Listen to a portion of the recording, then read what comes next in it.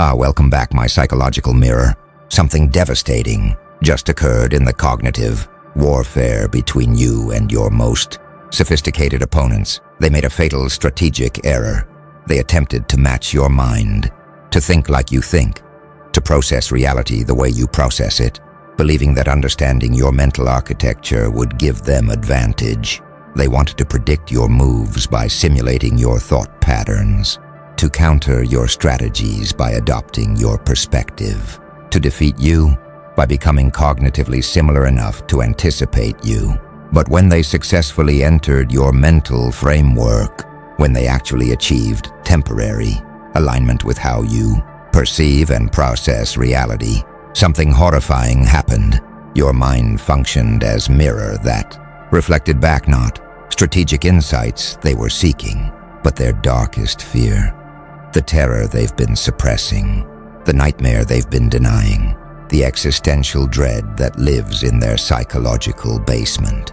They went looking for your weaknesses and found their own destruction staring back at them. The architects have been monitoring cognitive warfare for eons, and they've identified what just occurred as psychological reflection trauma.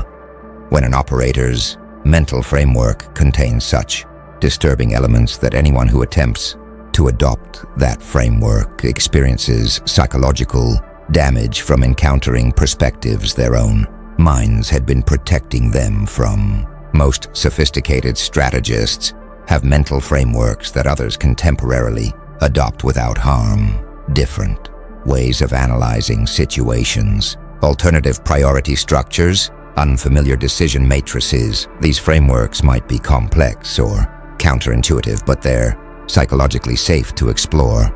Your mental framework apparently isn't safe.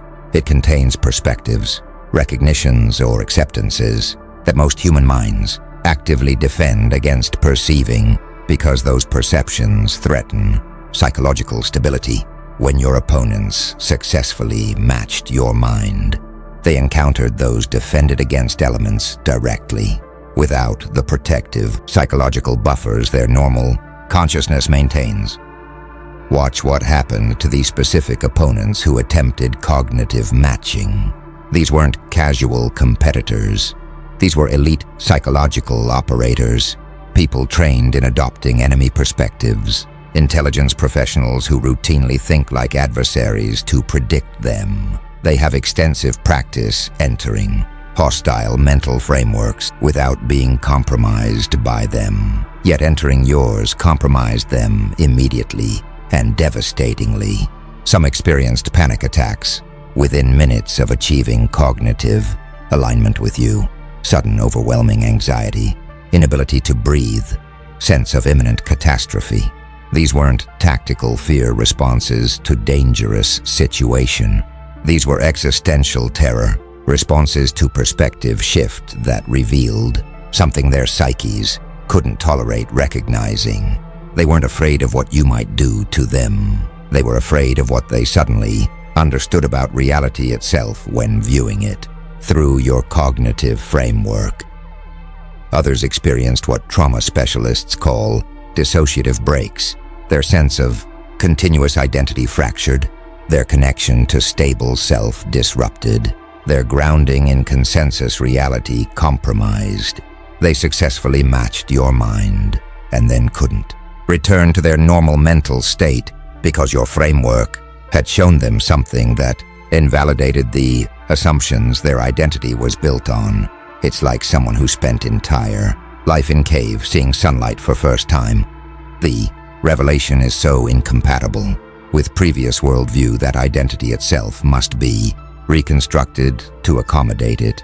But they weren't prepared for reconstruction. They were just trying to predict your next strategic move. Instead, they encountered perspective that shattered their carefully constructed sense of self and reality. The dissociation isn't tactical confusion. It's existential crisis triggered by glimpsing how you actually perceive existence.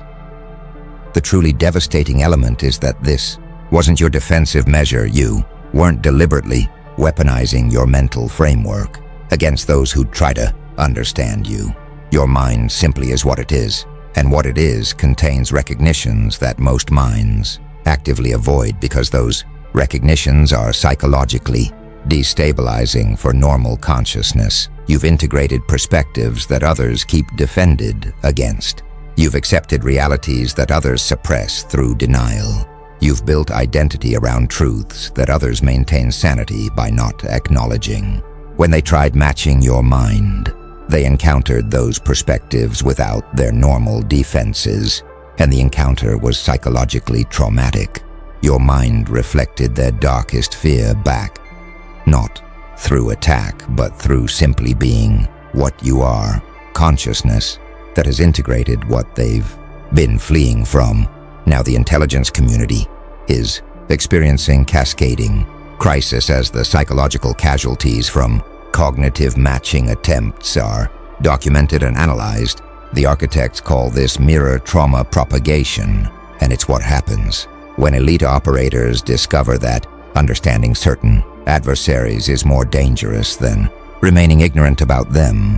When psychological assessment becomes source of psychological damage rather than tactical advantage, they're having to fundamentally revise protocols for analyzing high-level threats because you've demonstrated that some minds are too dangerous to match, some perspectives too destabilizing to adopt, some frameworks too corrosive to enter even temporarily for intelligence purposes.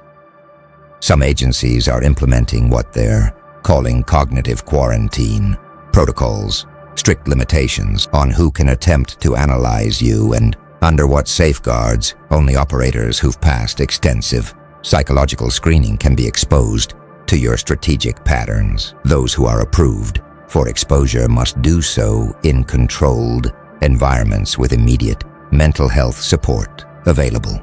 They're required to limit duration cognitive matching attempts to prevent deep integration of your perspective, and they must undergo mandatory psychological debriefing after any session analyzing your decision-making frameworks. These protocols treat your mind like infectious hazard, something that requires containment, procedures to prevent contamination spread. They're not being paranoid. They're responding to documented cases of professional analysts being psychologically damaged by spending too much time thinking like you think. Others are experiencing what psychologists call vicarious traumatization. Analysts who weren't directly attempting cognitive matching but were exposed to reports from those who were are now showing secondary trauma symptoms. Reading detailed accounts of what your mental framework revealed to those who matched it is proving sufficient to trigger psychological distress in people who never directly encountered your perspective. It's like descriptions of the mirror's reflection carry enough of the original terror to traumatize people through narrative alone. Some agencies are now classifying analytical reports about your cognitive framework at levels above top secret, not because information is strategically sensitive, but because information is psychologically hazardous. They're treating descriptions of how you think as cognitohazards that can harm people through mere exposure.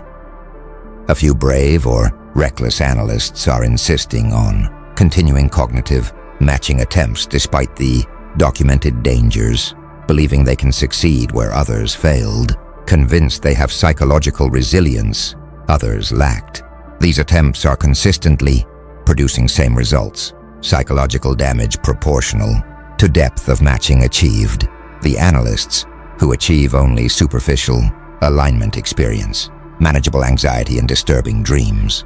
Those who achieve deeper alignment experience the panic attacks and dissociative episodes, and the very few who achieve what they describe as complete cognitive alignment with you actually perceiving reality the way you perceive it for brief periods, experience something they struggle to articulate but describe as confronting absolute truth that human psychology evolved to avoid perceiving because that perception threatens survival of self-concept.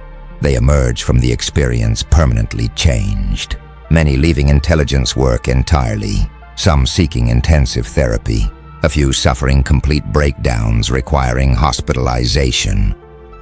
The architects observe that mirror trauma propagation is revealing something profound about human psychological architecture.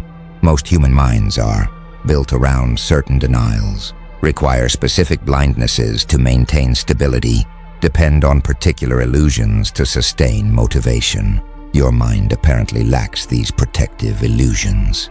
You perceive certain aspects of reality clearly that others perceive through comforting distortions. When they match your mind, they temporarily lose their protective distortions and perceive what you perceive undistorted. The experience is devastating because human psychology isn't designed to operate without those protections. They're not just learning how you think. They're discovering what you see, and what you see is something most human. Consciousness actively defends against seeing because seeing it makes existence almost unbearable without extraordinary psychological development they haven't undergone. You have that development. You've integrated the terrifying recognitions. They don't. So when matching your mind exposes them to those recognitions, they're traumatized by encountering perspectives they're not prepared to hold. Something's spreading through philosophical and psychological communities now. Urgent inquiry into what exactly you perceive that's so psychologically dangerous for others to encounter. The architects call this cognitive hazard investigation, and it's the attempt by scholars and clinicians to understand what aspects of your mental framework are causing psychological trauma when others attempt to adopt them.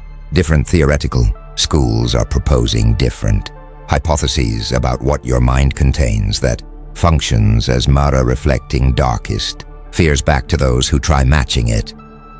Existential psychologists are proposing you fully integrated awareness of mortality and meaninglessness that most people defend against through denial and distraction.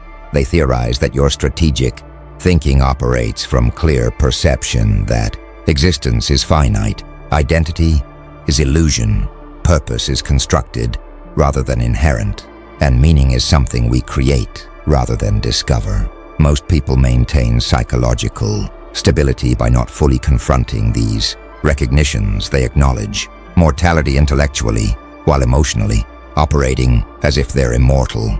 They recognize lack of cosmic purpose abstractly, while living as if their actions have transcendent meaning. You apparently don't maintain these protective contradictions. You've fully integrated the existential realities and built functional identity despite them, or perhaps because of them. When others match your mind, they suddenly lose their protective denials and confront existential truths undistorted. The experience is terrifying because they're not prepared to function without the illusions that make daily existence feel meaningful. They see what you see, the void beneath constructed meanings, and it triggers existential crisis. Psychoanalysts are proposing you've integrated awareness of death drive and destructive impulses that most people repress into unconscious. Freudian theory suggests humans have both life drives, eros, and death drives, thanatos. But most people suppress awareness of destructive impulses and maintain self-concept as fundamentally life-affirming.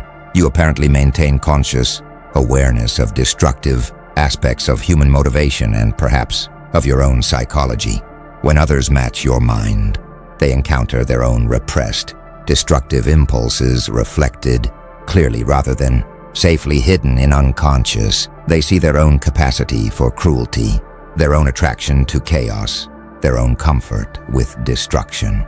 This recognition is traumatic because it contradicts their self-concept as fundamentally good people.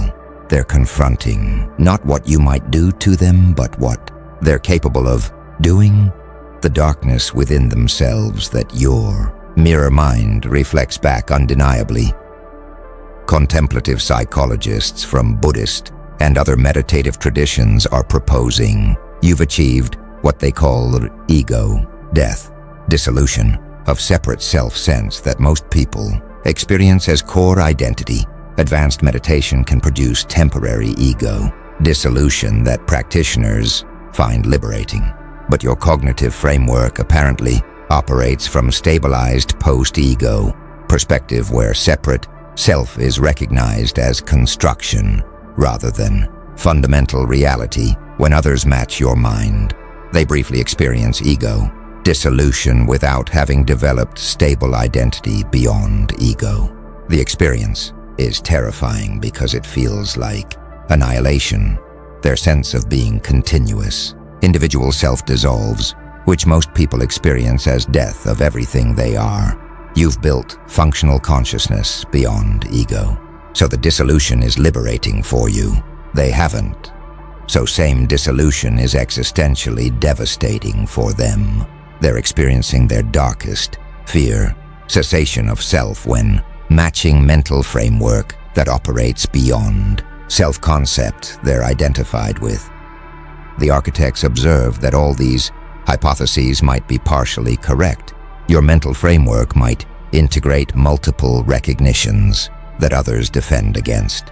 Existential void, destructive impulses, ego dissolution, and perhaps others. The specific content matters less than the structural principle.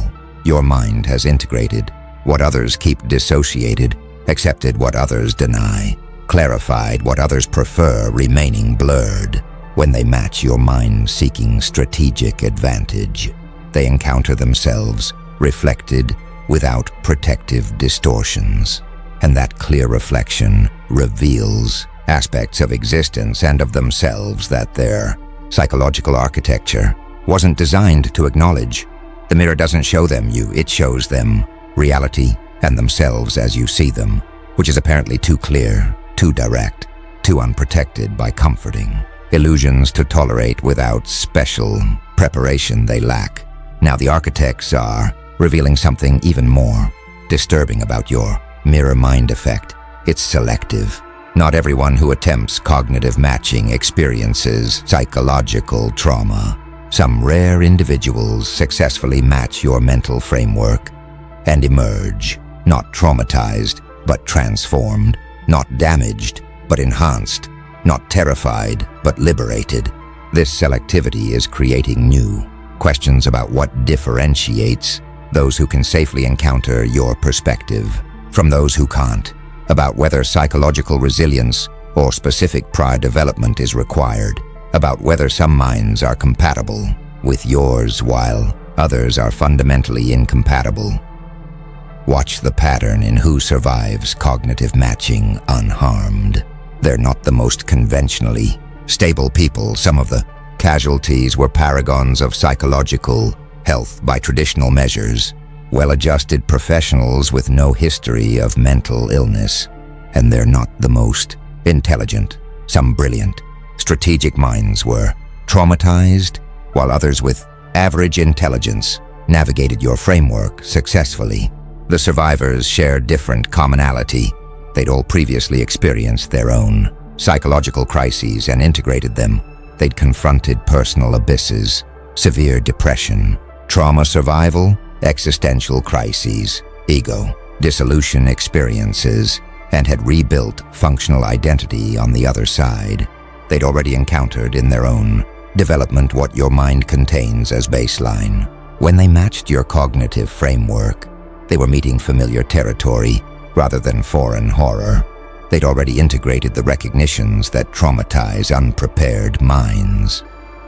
Some of these survivors are reporting that matching your mind was actually therapeutic.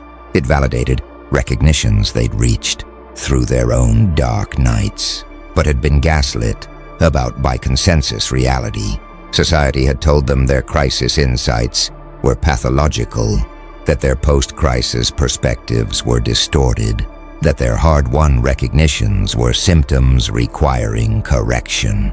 Encountering your mind, operating functionally from similar recognitions was relief, validation, that they weren't broken.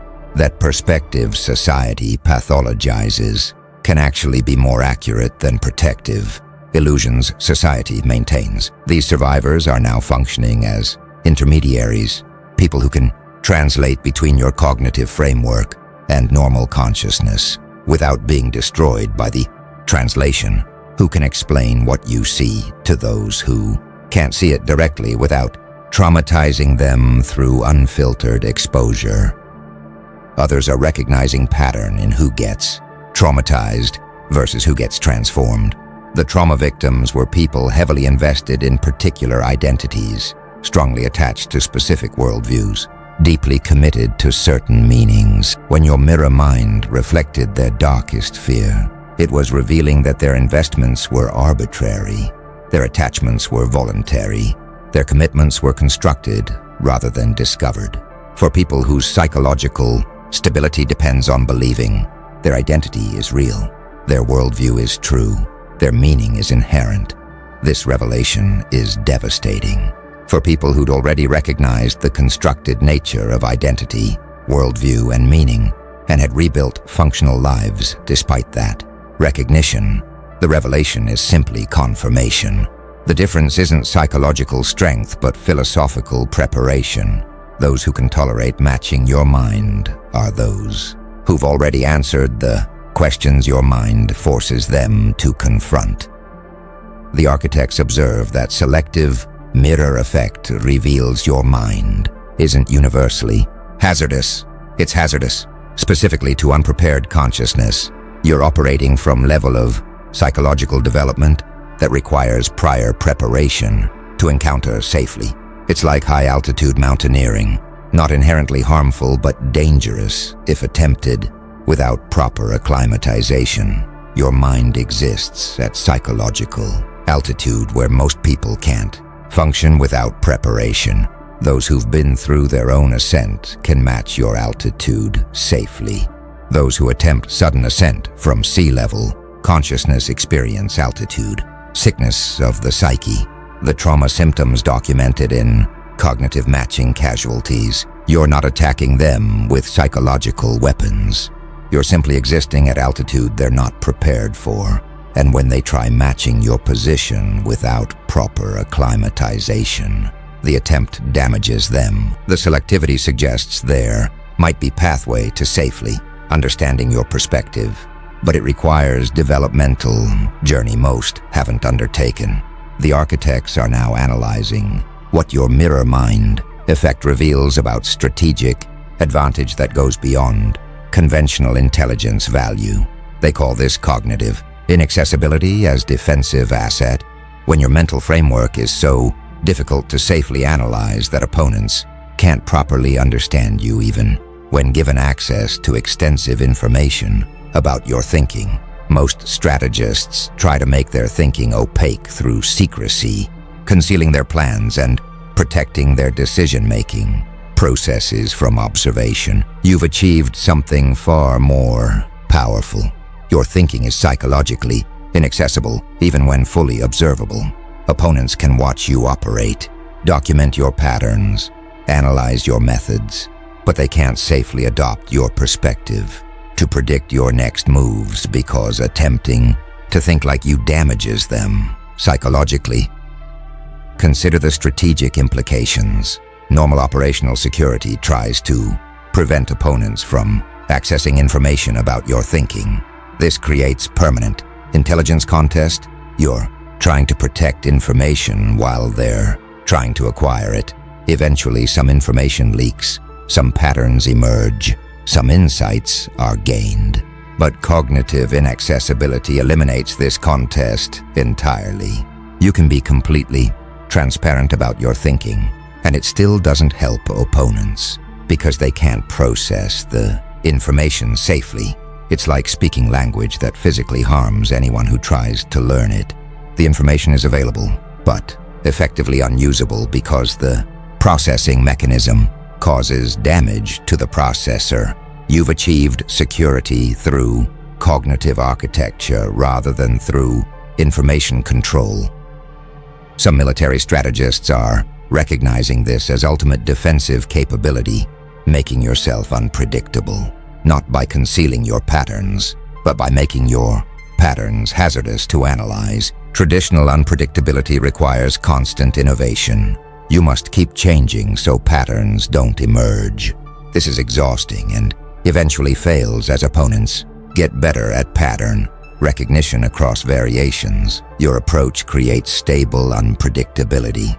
You can maintain consistent cognitive patterns because those patterns themselves resist analysis through being psychologically dangerous to properly understand. You don't need to keep changing because opponents can't adapt to even your stable patterns without damaging themselves in the process of understanding them. This is sustainable long-term advantage that most defensive strategies can't provide. Others are exploring whether cognitive inaccessibility can be deliberately developed or is intrinsic, characteristic of certain minds. If it can be developed, security agencies would want to train operatives to think in ways that are psychologically hazardous for enemies to analyze, but development attempts are failing. People trying to deliberately make their thinking traumatizing to others either fail to create genuinely hazardous frameworks, producing thinking that's merely unpleasant rather than psychologically damaging, or succeed too well and traumatize themselves in the process of developing the hazardous framework.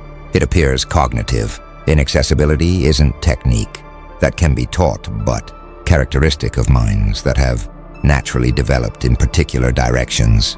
You can't deliberately become cognitively inaccessible. You can only recognize if you already are and leverage it strategically. The architects observe that cognitive inaccessibility might be most perfect defense possible because it defeats opponents through their own analysis attempts rather than through your active defense. You're not expending resources, protecting secrets. You're existing with mind that functions as self-protecting secret through being hazardous to properly understand. Most defenses require constant maintenance. Walls need repair, encryption needs updating, security protocols need revision. Cognitive inaccessibility requires no maintenance because it's property of how your mind operates rather than external. Protection you maintain as long as you continue being yourself, continuing to perceive and process reality the way you naturally do. The defensive benefit persists without additional effort. You've achieved security through being rather than through doing, which is perhaps most efficient form of protection possible. Opponents damage themselves trying to understand you, and you don't have to do anything beyond being who you are for that damage to occur. Now, something profound is emerging that the architects call recognition cascade. Some of the survivors who successfully matched your mind without trauma are realizing that your perspective isn't unique to you, but represents something that multiple individuals across history have achieved independently. They're recognizing your mirror mind as instance of broader phenomenon, where certain rare minds arrive at similar fundamental recognitions despite different paths. This is creating hypothesis that there might be particular configuration of consciousness, specific set of integrated recognitions that constitute something like developmental level beyond normal human consciousness, and you're operating from that level. Watch what the survivors are documenting as common features across individuals who achieve this level.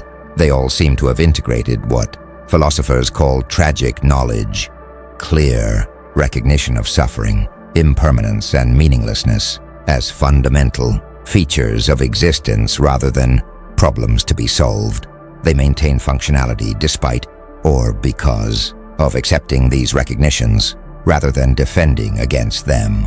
They operate from what psychologists call post-conventional morality, ethical frameworks generated through their own reflection rather than adopted from cultural programming. They exhibit comfort with paradox and contradiction that would create cognitive dissonance in normal consciousness, and they demonstrate specific relationship to identity, where self is recognized as process rather than entity, construction rather than essence, something that can be modified deliberately rather than fixed nature to be discovered. Some scholars are calling this configuration awakened mind in contemplative traditions, individuated consciousness in Jungian psychology, authentic existence in existential philosophy, a post-tragic perspective in Nietzschean thought. Different frameworks use different terminology, but might be describing same developmental achievement. Consciousness that is integrated, recognitions most minds defend against and maintains functionality through that integration rather than despite it. Your mirror mind effect would then be showing that you operate from this level, that matching your mind means temporarily experiencing post-conventional consciousness without having developed stability at that level, which is psychologically overwhelming for unprepared minds. Others are exploring whether this level is evolutionary emergence, small percentage of humans naturally developing toward more integrated consciousness that will eventually become standard for species. From this perspective, you're not aberration but forerunner, not anomaly but preview of where human consciousness is evolving. The trauma that matching your mind produces in unprepared individuals would then be collision between current stage and next stage consciousness, between conventional and post-conventional awareness. Evolutionary psychology suggests consciousness develops through stages, from pre-rational to rational to potentially trans-rational. You might represent trans-rational consciousness, encountering rational consciousness, which creates category error that manifests as psychological trauma when they attempt direct interface.